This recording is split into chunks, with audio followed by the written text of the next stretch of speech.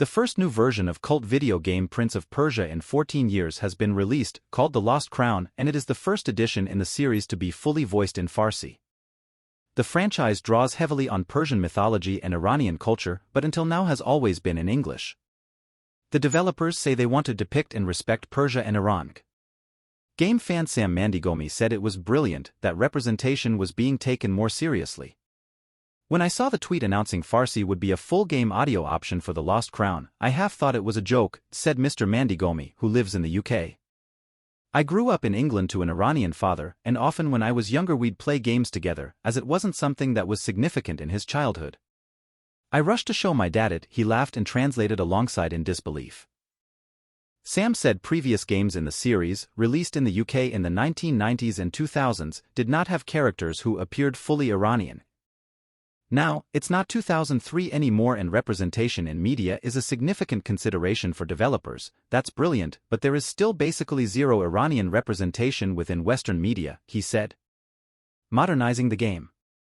The game is the first in the series to be made by Ubisoft Montpellier, a subsidiary of Assassin's Creed developer Ubisoft. From the start, we wanted to be able to depict and to respect Persia and Iran, said the game's designer Monir Radi. It was natural for us to say, if we are going into this culture, we have to be true to this culture, we have to do this. Assassin's Creed Mirage, why Arabic is at heart of new game. The makers also attempted to modernize the game, which is the first in the series since 2010's The Forgotten Sands, aside from spin-offs and remakes. The graphics, which draw inspiration from Sony's animated smash hit Into the Spider-Verse, have been updated. But another part of modernizing the game involved making it authentic in a way the series never was before, for example by weaving elements of the Zoroastrianism religion, which was founded in present-day Iran, into the gameplay. The game's producer Abdulhak Elgwis told the BBC they were very proud to have made the changes. We have so many people from Persian cultures that are very happy, he said. Representation matters. Ahmad Saidi has been a fan of the game since he was a child, when he connected with the series' cultural references to Persia, but says something always felt off.